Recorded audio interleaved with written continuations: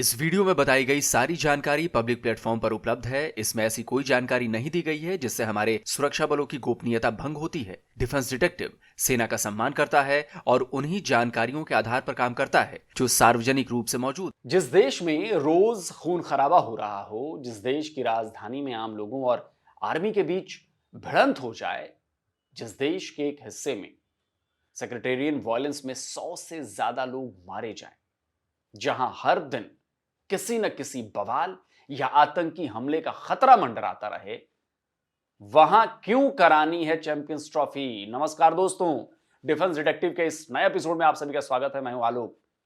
दोस्तों, champions trophy को लेकर फैसले की घड़ी बहुत करीब आ चुकी है, नजदीक आ चुकी है। आईसीसी 29 नवंबर को एक मीटिंग करने जा रही है। कहा जा रहा है कि उसमें यह फैसला किया जाएगा कि चैंपियंस ट्रॉफी का करना क्या है।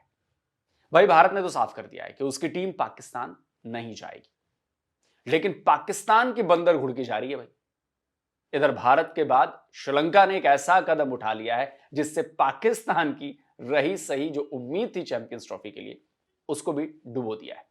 पाकिस्तान के जियो न्यूज की इस खबर को खत्म कर दिया गया। पाकिस्तान क्रिकेट बोर्ड ने तस्दीक की है कि श्रीलंकन क्रिकेट बोर्ड ने अपनी टीम को पाकिस्तान से निकलने का कह दिया है। रावलपिंडी और इस्लामाबाद में खराब सूरत हाल की वजह से श्रीलंका एक क्रिकेट टीम ने दौरा पाकिस्तान मंसूख कर दिया है। रावलपिंडी इस्लामाबाद में गैर यकीनी किसी सूरत हाल के बायस श्रीलंका ए क्रिकेट टीम के 7 आखिरी 2 मैचेस मंसूख कर दिए गए। खबर बता रही है कि पाकिस्तान के दौरे पर आई श्रीलंका क्रिकेट की ए टीम अपना टूर बीच में ही छोड़कर वापस चली गई है, भाग गई है। टीम 7 नवंबर को श्रीलंका से पाकिस्तान के इस्लामाबाद पहुंची थी। देखिए, यह है श्रीलंका की ए टीम का टूर प्लान। 7 नवंबर को पाकिस्तान पहुंचने के बाद पहला टेस्ट मैच 11 नवंबर से खेला गया था, दूसरा टेस्ट 18 नवंबर से। इसके बाद 25 नवंबर को पहला वनडे हुआ, लेकिन इसके बाद 27 नवंबर और 29 नवंबर को खेला जाने वाला वनडे कैंसिल हो गया। क्यों? क्योंकि इस्लामाबाद में मचे बवाल, आर्मी और पीटीआई सपोर्टर्स के बीच हुई हिंसक झड़पों की वजह से श्रीलंका की बोर्ड ने अपनी क्रिकेट टीम को वापस बुला लिया। हमारे मुल्क में शाहीन का मैच हो रहा है श्रीलंका की टीम से। एक मैच हो चुका है वनडे, 2 साइड मैच हो चुके हैं पहले, और दूसरा मैच कल था। जराए से पता चला कि श्रीलंका ने अपनी टीम को वापस बुला लिया। इस्लामाबाद में था मैच, वापस बुलाने। बीच में ये पता चला बातचीत चल रही है, जब मैं रास्ते में था बातचीत चल रही है, लेकिन अब पता चला है जराए से कि वापस बुला लिया। अगर वापस बुला लिया है ना, तो 29 तारीख का जो मीटिंग है ना आईसीसी की चैंपियंस ट्रॉफी के लिए, उसका कोई फायदा नहीं है भाई। अरे भाई पाकिस्तानियों, ये क्या हो गया? तुम्हारा मुल्क तो इतना सेफ है, इतना सिक्योर है कि बिना तुम्हारी फोर्सेस की इजाजत के परिंदा भी नहीं मार सकता जी। इतना प्रोटोकॉल है, इतना सेफ है कि तुम चैंपियंस ट्रॉफी के दौरान भारत के सिक्योरिटी कंसर्न पर आग उगल रहे हो, भला बुरा कह रहे हो, गालियां दे रहे हो। तो अब क्या हो गया? क्यों श्रीलंका क्रिकेट बोर्ड ने अपनी टीम वापस बुला ली? भाई, मैं बताता हूं क्यों। क्योंकि पाकिस्तान जैसी अनसेफ कंट्री पूरे एशिया में, क्या पूरी दुनिया में कहीं नहीं टक्कर दे रही है वो सोमालिया को। जिस देश की राजधानी में सिविल वॉर को जैसे हालात बन जाएं, जिस देश की कैपिटल सिटी में आम लोगों पर आर्मी जो है वो अंधाधुंध गोलियां बरसाए, और जिस देश की राजधानी का सबसे सेंसिटिव जोन रात भर जलता रहे, उस देश में कोई कैसे अपने आप को सुरक्षित महसूस कर सकता है? भाई बताओ। इमरान खान की पार्टी पीटीआई का इस्लामाबाद प्रोटेस्ट भयंकर दंगों के बाद खत्म कर दिया गया, लेकिन अब नए बवाल की तैयारी शुरू हो गई है। पीटीआई पीछे हटने के लिए तैयार नहीं है। दूसरी तरफ सरकार ने इमरान और उसके समर्थकों पर शिकंजा और कस दिया है। सरकार ने प्रोटेस्ट के दौरान ही मीडिया कवरेज पर रोक लगानी शुरू कर दी थी। कई टीवी चैनल्स की लाइटें काट दी गईं। सुनिए। बुशरा बीबी साहिबा ने ये तो कहा था ना कि मैं अपनी आखिरी सांस तक दी चौक से वापस नहीं आऊंगी। ये भी जरा सुन ले। मीर साहब, आप भी ऊपर, आपका ये दफ्तर है, क्या आपको नहीं कहा गया था कि बत्तियां बंद करो और निकलो यहाँ से? क्योंकि बत्तियां उन्होंने गुल कर दी थी सारी। मुझे बताएं कि वापडा ने बिजली बंद कर दी, ये स्टूडियो जो है अंधेरे में गुम हो गया और फिर मुझे बाहर जाके प्रोग्राम करना पड़ा। हाँ, तो फिर यहां तक कि पाकिस्तानी मीडिया इस्लामाबाद में आर्मी की फायरिंग में मारे गए प्रदर्शनकारियों की सही गिनती भी नहीं बता रही है। सरकार के मुताबिक 6 लोग मारे गए हैं, जबकि पीटीआई का दावा है कि कम से कम 20 लोगों की जान गई है। और जो मीडिया पर्सन सरकार के रुख का विरोध कर रहे हैं, उन्हें उठा लिया जा रहा है। पाकिस्तान के सीनियर जर्नलिस्ट मतीउल्लाह जान को अरेस्ट कर लिया गया और उन पर क्या आरोप लगाए गए हैं पता है?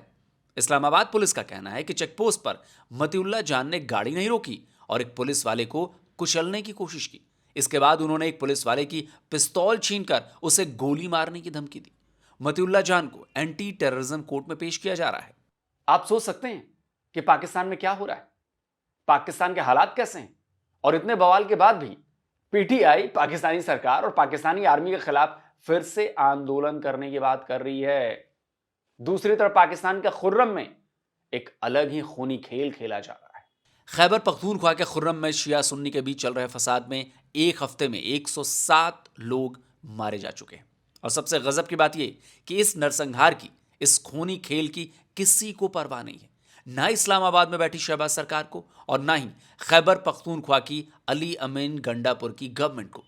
इधर नॉर्थ वजीरिस्तान में भी लगातार आतंकी हमले जारी हैं। वहां पर बड़े पैमाने पर मिलिट्री ऑपरेशन भी किया जा रहा है। अब आपको एक और सनसनीखेज बात बताता हूं। अमेरिका के डिपार्टमेंट ऑफ स्टेट्स ने भले ही इस्लामाबाद में पीटीआई प्रदर्शनकारियों और पाकिस्तानी आर्मी के बीच जो झड़प हुई और पाकिस्तानी आर्मी की फायरिंग पर जिसमें लोगों की मौत भी हुई, उस पर कोई बयान नहीं दिया था, लेकिन अमेरिका भी यह जानता है कि पाकिस्तान के हालात कितने खराब हैं और तभी उसने अपने नागरिकों के लिए एक सिक्योरिटी वार्निंग जारी की है। यूएस मिशन इन पाकिस्तान के इशू किए गए सिक्योरिटी अलर्ट को देखिए। 27 नवंबर को जारी किए गए इस अलर्ट में अमेरिकी एम्बेसी ने अपने नागरिकों को पेशावर के सेरेना होटल से दूर रहने की अपील की है। इसमें पेशावर के सेरेना होटल ही नहीं, उसके आसपास के इलाकों से भी बचने की सलाह दी गई है। कहा है कि अपने प्लान बदल लो। 16 दिसंबर तक इस होटल और इसके आसपास के इलाके में बड़ा आतंकी हमला होने का इनपुट मिला है। इससे पहले 10 सितंबर को भी अमेरिका ने खैबर पख्तूनख्वा के लिए डू नॉट ट्रैवल की एडवाइजरी जारी की थी।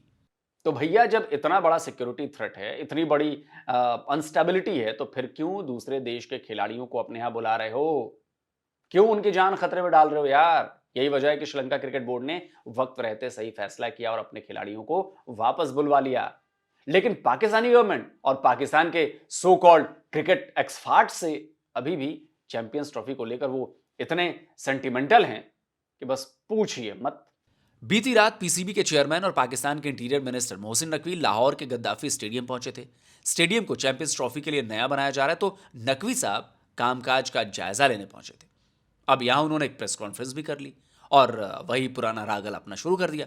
कहा कि पाकिस्तान भारत जाकर खेले और भारत पाकिस्तान ना आए, ये नहीं होगा। ये नहीं हो सकता कि हम जाके इंडिया क्रिकेट खेलें और इंडिया नहीं खेले यहाँ आके, ये नहीं हो सकता। तो जो भी होगा बराबरी की सतह पर होगा और हम उसमें आईसीसी को बड़ा क्लियर बता चुके हैं। तो आगे जो फाइनल बोर्ड मीटिंग में होता है वो आपको आगाह कर देंगे। असल में दुबई में आईसीसी की बोर्ड मीटिंग होने जा रही है और यह माना जा रहा है कि इसी मीटिंग में चैंपियंस ट्रॉफी को लेकर फाइनल डिसीजन लिया जाएगा।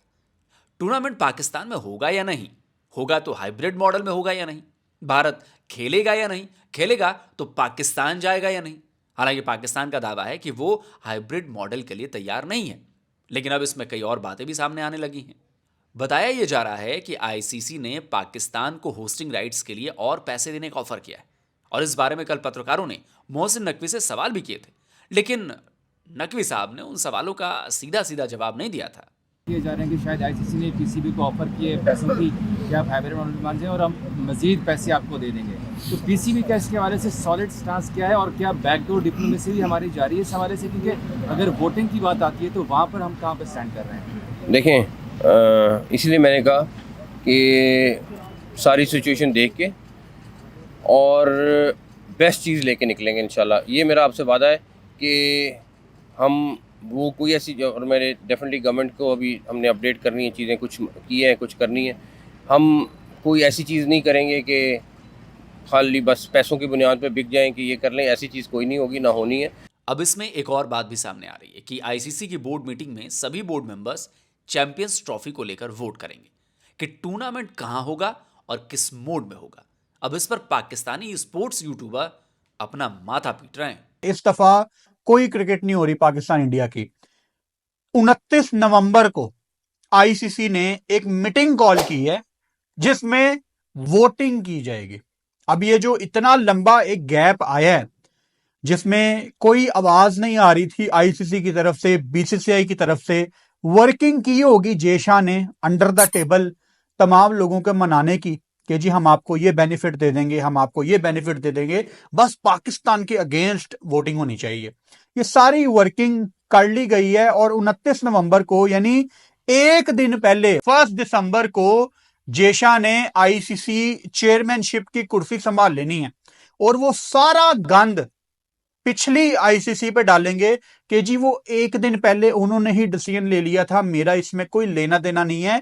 बेसिक ये जो मीटिंग है ना आईसीसी की, मतलब मैं सर पकड़ के बैठ गया हूं। इस मीटिंग में सारे बोर्ड एक दूसरे के सामने नहीं बैठेंगे, ये वर्चुअल मीटिंग है, ये ऑनलाइन जूम की मीटिंग है।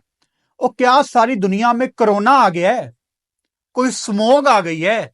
एक इतना इंपॉर्टेंट टूर्नामेंट है चैंपियंस ट्रॉफी, मतलब और आईसीसी का काम क्या है? अपने टूर्नामेंट करवाना।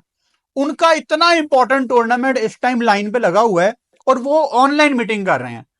मतलब आईसीसी में इतनी भी हिम्मत नहीं है कि वो सबको इकट्ठे बिठाए। बेसिकली आईसीसी अभी पाकिस्तान को या बाकी बोर्ड्स को, जिनको अंदर ही अंदर पता होगा कि पाकिस्तान के साथ ज्यादती हो रही है, ये एक दूसरे को फेस ही नहीं करना चाह रहे। ये जब मीटिंग होगी ना तो इनमें से आधे लोगों ने तो अपनी वीडियो भी ऑन नहीं की होगी। अरे भाई ये सब तो ठीक है, लेकिन ये भी तो बताओ कि श्रीलंका की टीम पाकिस्तान छोड़कर क्यों भाग गई? उस पर बात क्यों नहीं कर रहे हो? पाकिस्तान के फॉर्मर क्रिकेटर और कोच बासित अली ने साफ कहा है कि श्रीलंका की टीम का पाकिस्तान से जाने का मतलब है चैंपियंस ट्रॉफी का पाकिस्तान से जाना। इन दी एंड यही होगा, या तो हाइब्रिड मॉडल पे माने या फिर टूर्नामेंट ही बाहर चला जाएगा। बहुत बहुत बड़ी ब्रेकिंग न्यूज़ ये दे रहा हूँ आपको कि साउथ अफ्रीका या श्रीलंका या बांग्लादेश ना चला जाए या दुबई ये टूर्नामेंट। इन दी एंड फिर मुझे लगता है कि पाकिस्तान बोलेगा यार हाइब्रिड मॉडल पे खेल लो। अब अगर श्रीलंका टीम वापस चली जाती ना, ए टीम, तो फिर पाकिस्तान बोर्ड के पास कोई कार्ड्स नहीं होंगे खेलने के।